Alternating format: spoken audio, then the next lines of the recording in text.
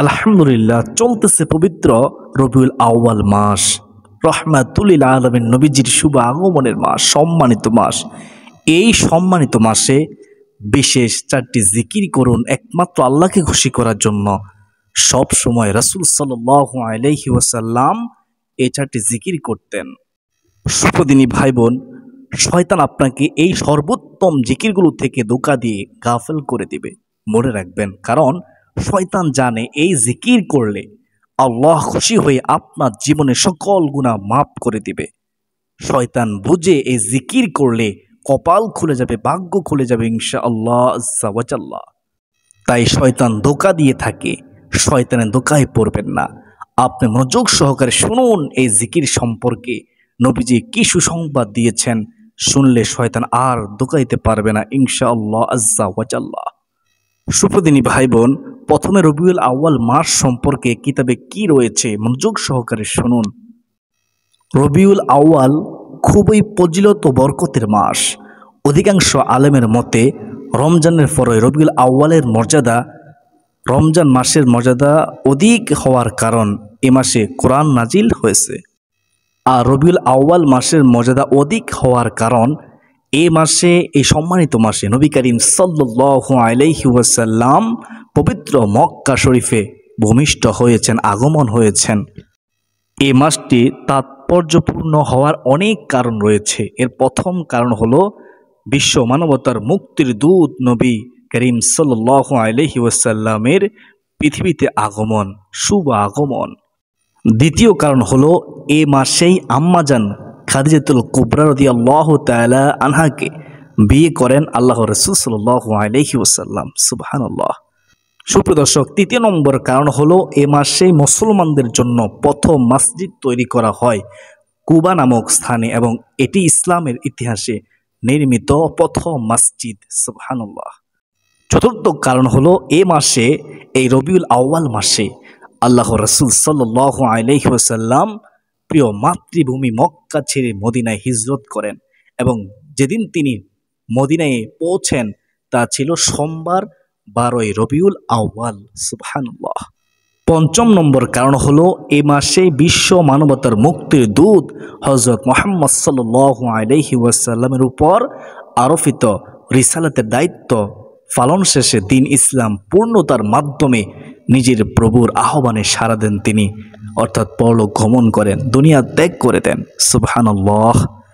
সুপ্রদিনী ভাই বোন, এখন সেই গুরুত্বপূর্ণ 4টি জিকির শুনুন, মহামূল্যবান 4টি জিকির। 1 নম্বর হলো লা ইলাহা ইল্লাল্লাহ।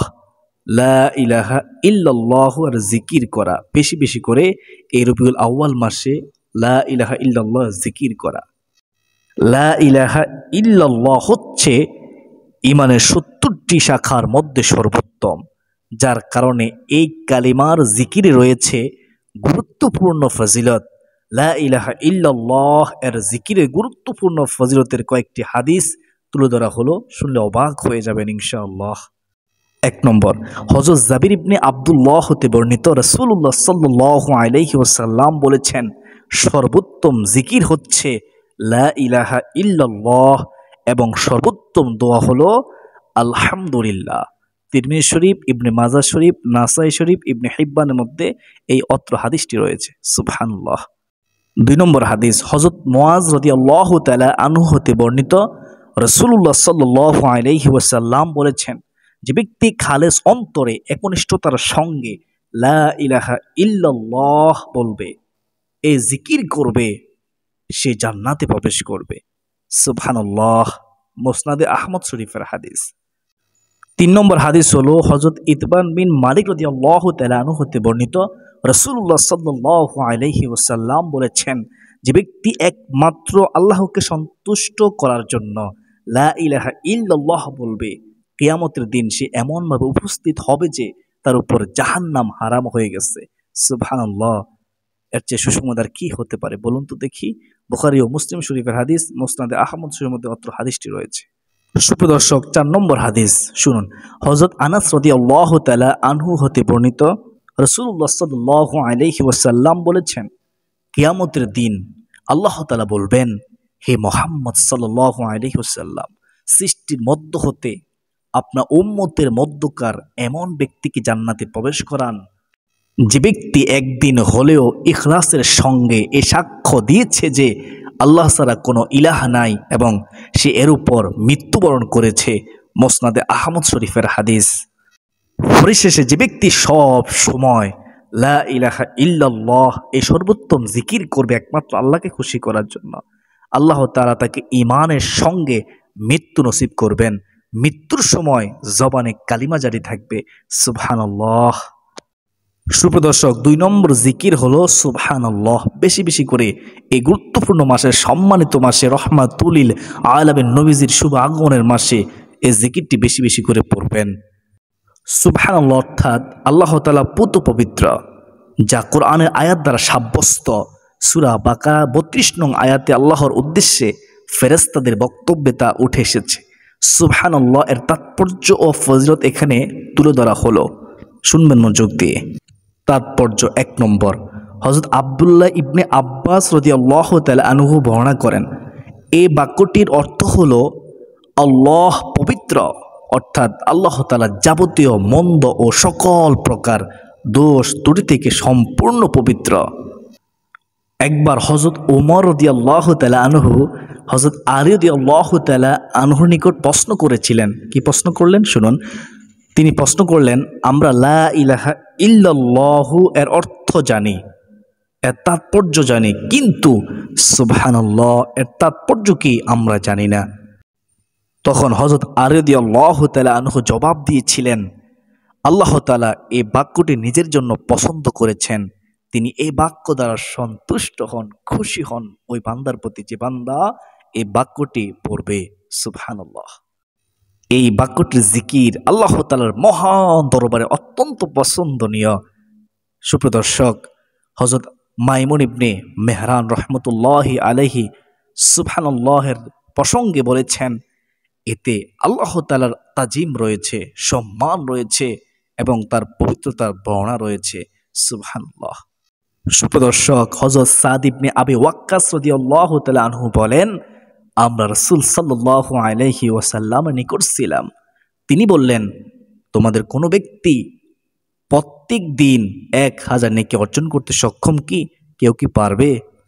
তন্মধ্যে একজন বললেন, আমাদের মধ্যে কোন ব্যক্তি কিভাবে 1000 নেকি অর্জন করবে? এটি কিভাবে সম্ভব ইয়া রাসূলুল্লাহ, ইয়া হাবিবাল্লাহ নবী গো? তখন রাসূলুল্লাহ সাল্লাল্লাহু আলাইহি ওয়াসাল্লাম বললেন, 100 বার সুবহানাল্লাহ বললে ও আমার সাহাবীরা শুনো, তার জন্য 1000 নেকি লেখা হবে, অথবা তার 1000 পাপ মোচন করা হবে, আল্লাহ তাআলা ক্ষমা করে দিবেন। সুবহানাল্লাহ। মুসলিম শরীফ ও মেশকাতের মধ্যে হাদিসটি রয়েছে। আল্লাহ তাআলার পবিত্রতা বর্ণনা করেছেন ফেরেশতারা, যার বাস্তব শিক্ষা কোরআন কারিমে তুলে ধরা হয়েছে। রাসূল সাল্লাল্লাহু আলাইহি ওয়াসাল্লামের হাদিস দ্বারাও ফজিলত বর্ণনা করা হয়েছে। সুতরাং অনেক ছোট বাক্য সুবহানাল্লাহ, কিন্তু এর জিকির অত্যন্ত জরুরি, গুরুত্বপূর্ণ, ফজিলতপূর্ণ, আল্লাহ তাআলার কাছে অত্যন্ত পছন্দনীয় জিকির। আল্লাহ তাআলা মুসলিম উম্মাহকে সকাল সন্ধ্যায় এই পবিত্র রবিউল আউয়াল মাসে বেশি বেশি করে এই জিকির করার তৌফিক দান করুন, আমিন। সুপ্রদিনী ভাই বোনেরা, এই পবিত্র রবিউল আউয়াল মাসে, নবীজির শুভ আগমনের মাসে 3 নম্বর আমলটি বেশি বেশি করে করবেন, সেটা হচ্ছে আলহামদুলিল্লাহ। সুপ্রদর্শক, আলহামদুলিল্লাহ আল্লাহর প্রশংসাসূচক বাক্য। এর অর্থ সকল প্রশংসা মহান আল্লাহর জন্য। কার জন্য? মহান আল্লাহর জন্য। পবিত্র কোরআনের শুরুই হয়েছে আলহামদুলিল্লাহ শব্দ দিয়ে। এছাড়া আরও কয়েকটি সূরা এই বাক্য দিয়ে শুরু হয়েছে, যা এই বাক্যের তাৎপর্যপূর্ণ হওয়ার প্রমাণ বহন করে। মহানবী সাল্লাল্লাহু আলাইহি ওয়াসাল্লাম আলহামদুলিল্লাহ বলার অসংখ্য ফজিলত বর্ণনা করেছেন, শুনবেন মনোযোগ দিয়ে। এটিকে বলা হয় সর্বোত্তম দোয়া।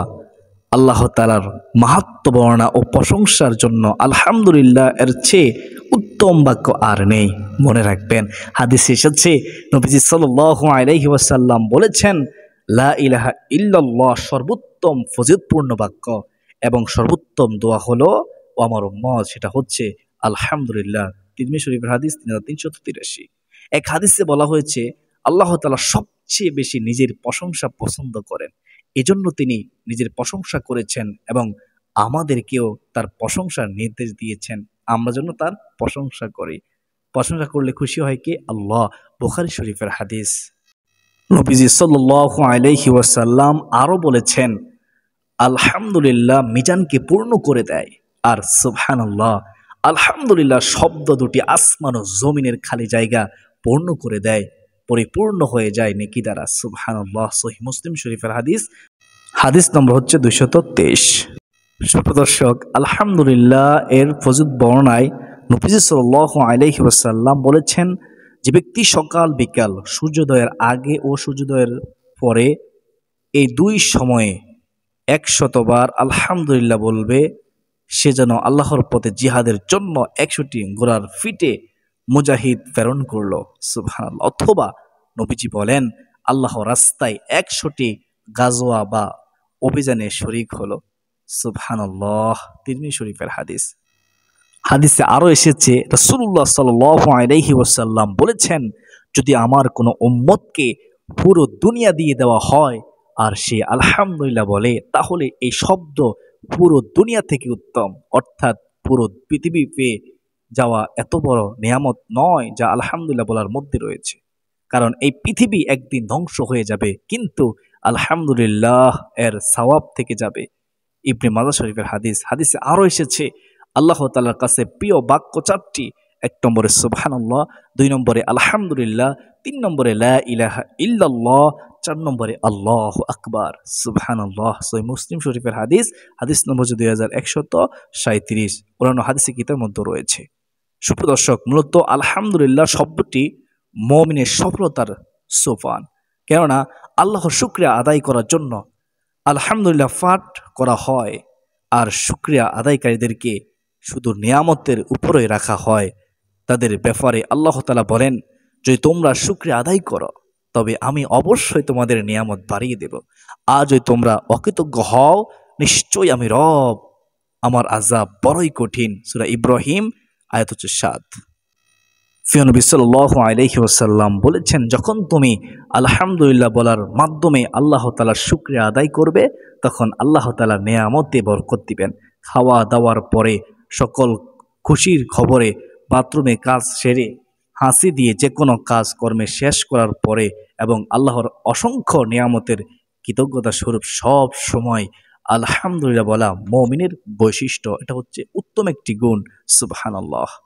হযরত আনাস রাদিয়াল্লাহু তাআলা আনহু বর্ণনা করেন, রাসূলুল্লাহ সাল্লাল্লাহু আলাইহি ওয়াসাল্লাম বলেছেন, নিশ্চয়ই আল্লাহ সেই বান্দার প্রতি সন্তুষ্ট হন যে বান্দা কিছু খেলে আল্লাহর প্রশংসা করে এবং কিছু পান করলেও মহান আল্লাহর প্রশংসা করে, গুণকীর্তন গায়, অর্থাৎ আলহামদুলিল্লাহ পড়ে। সুবহানাল্লাহ। মুসলিম শরীফ, তিরমিজি শরীফ। হাদিস নম্বর হচ্ছে মুসলিম শরীফের 2734, তিরমিজি শরীফের 1816। সুবহানাল্লাহ। সুপ্রদর্শক, তার মানে সব কিছুতেই আলহামদুলিল্লাহ পাঠ করতে উৎসাহিত করা হয়েছে। এমনকি প্রিয় বস্তু হারানোর পরেও আলহামদুলিল্লাহ বলতে অভ্যস্ত বান্দার জন্য জান্নাতে বিশেষ নিয়ামতের ঘোষণা দিয়েছেন প্রিয় নবী সাল্লাল্লাহু আলাইহি ওয়াসাল্লাম।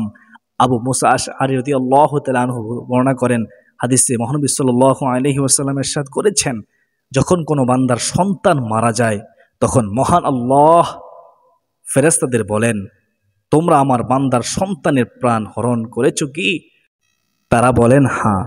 তিনি বলেন, আল্লাহ তাআলা বলেন, তোমরা তার হৃদয়ের ফলকে হনন করেছ? তারা বলেন, ফেরেশতারা বলেন হ্যাঁ। আল্লাহ তাআলা বলেন, তিনি বলেন, সে সময় আমার বান্দা কি বলেছে? তারা বলেন, ফেরেশতারা বলেন, সে আপনার হাম প্রশংসা করেছে ও ইন্না লিল্লাহি ওয়া ইন্না ইলাইহি রাজিউন পাঠ করেছে।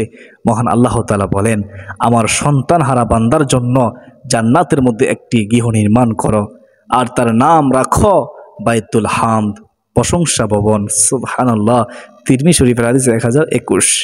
সুপ্রদিনী ভাই বোনেরা, অসুস্থ ব্যক্তির আলহামদুলিল্লাহ বলা সম্পর্কে হাদিসে কুদসিতে এসেছে, মহান আল্লাহ তাআলা বলেন, যখন আমি আমার মুমিন বান্দাকে রোগাক্রান্ত করি আর বান্দা সে অবস্থায় আমার প্রশংসা করে, আলহামদুলিল্লাহ বলে, তবে সে বিছানা থেকে এমনভাবে উঠে দাঁড়ায় যেন তার মা তাকে ভূমিষ্ঠকালে যেমন জন্মদান করেছিল, অর্থাৎ সে নিষ্পাপ মাসুম হয়ে যায়, তার কোনো গুনাহে থাকে না। সুবহানাল্লাহ, সুবহানাল্লাহি ওয়া বিহামদিহি, সুবহানাল্লাহিল আযীম। সুপ্রদর্শক, আলহামদুলিল্লাহ বলার প্রচলন থাকবে জান্নাতেও। মহান আল্লাহ তাআলা বলেন, তাদের অন্তরে যা কিছু মালিন্য অর্থাৎ দুঃখ ও ঈর্ষা ছিল তা বের করে দেব। তাদের তলদেশে ঝর্ণা দ্বারা প্রবাহিত হবে।